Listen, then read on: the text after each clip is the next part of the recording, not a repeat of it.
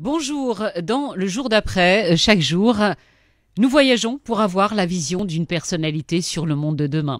L'après-pandémie inquiète bon nombre d'entre nous. Aujourd'hui, nous prenons la direction de Barcelone, en Espagne, où se trouve notre invité. Il est égyptien. Il a occupé de nombreux postes d'ambassadeur pour son pays, en Grande-Bretagne et en France. Il a été ministre adjoint des Affaires arabes et du Moyen-Orient et les médias. Il connaît bien puisqu'il a dirigé le service d'information publique égyptien. Aujourd'hui, il est le secrétaire général de l'Union pour la Méditerranée, une organisation intergouvernementale qui rassemble 43 pays d'Europe et du bassin méditerranéen, dont le Maroc. Cette organisation a pour but de promouvoir la stabilité et l'intégration à travers la région méditerranéenne. Bonjour Nasser Kamel. Bonjour à vous, à tous vos spectateurs, ou disons au Maroc et dans le monde arabe en général. Nasser Kamel, le monde vit actuellement une situation des plus exceptionnelles et beaucoup d'entre nous s'interrogent sur notre avenir. Vous êtes entre deux rives, les deux rives de la Méditerranée. À votre avis, allons-nous tirer les leçons de ce que nous vivons actuellement? Ça nous a quand même rappelé que nous, êtres humains, on avait un sentiment avant la crise que, scientifiquement parlant, économiquement parlant, on était invincible, même si on était inquiet par rapport aux problèmes de changement climatique. Cette crise nous a rappelé de nos limites. Ça, c'est premièrement. Elle nous a rappelé de l'importance et la signification de simples gestes, d'amitié, de convivence, de relations personnelles qui ont été coupées à cause des restrictions sanitaires. Ça nous a rappelé d'un monde où on vivait, où on pouvait voyager d'un endroit à l'autre. Et aujourd'hui, c'est devenu un espoir. On attend le jour où on peut aller. Moi, j'attends le jour où je peux rentrer chez moi. C'est pas une possibilité pour le moment. Alors, on est tous affectés à titre personnel, mais aussi à titre de comprendre les limites de nos capacités et de l'importance qu'on travaille ensemble pour bâtir le new normal, le nouveau état de normalité, mais espérant dans 2 ans ou 1 an et demi de revenir au monde tel qu'on le connaissait, mais un monde plus responsable et beaucoup plus attentif aux questions de base, aux questions de relations entre hommes et femmes, et entre les relations entre familles, et revenir aux bases qui font une société et qui fondent une famille.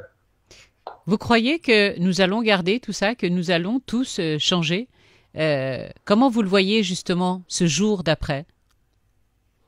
Il y a l'immédiat, le jour d'après immédiat, il y aura ce nous appelons en anglais des new normal ou en arabe الوضع الطبيعي الجديد. Je ne sais pas comment le dire en français malheureusement. Non, mais ça me va très bien بالعربية. Ça me va très bien بالعربية. Oui. Mais ça sera limité dans le temps. Je crois dans 2 ans, le monde va revenir parfaitement à l'ancienne façon de faire les choses, mais d'une manière un petit peu plus responsable.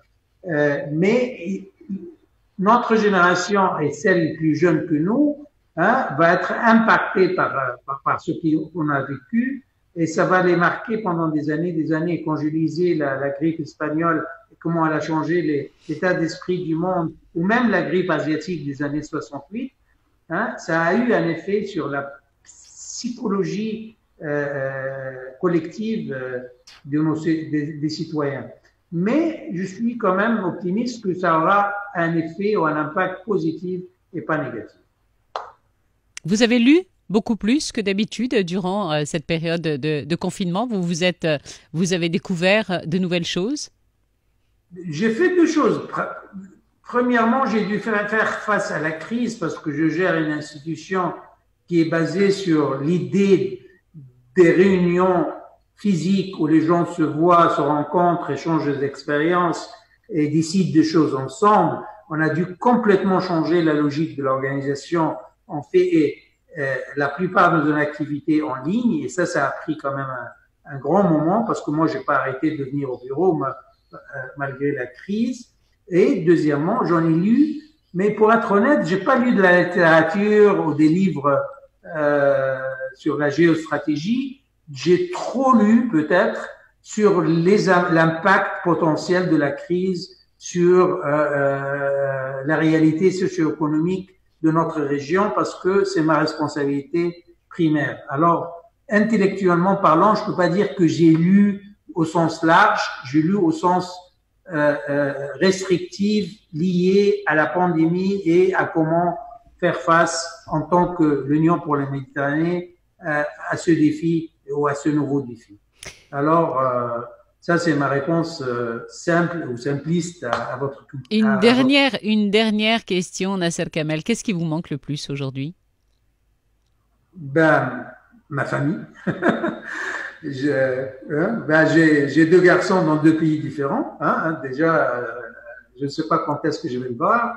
Ça me manque le simple plaisir de prendre un café dans un café trottoir quelque part dans le monde. Énormément de choses me manquent, mais à la fin du compte, rester en bonne santé, savoir que nos proches sont en bonne santé, c'est déjà quand même quelque chose où il faut dire Alhamdulillah. Alhamdulillah. Merci beaucoup de cet entretien dans le jour d'après.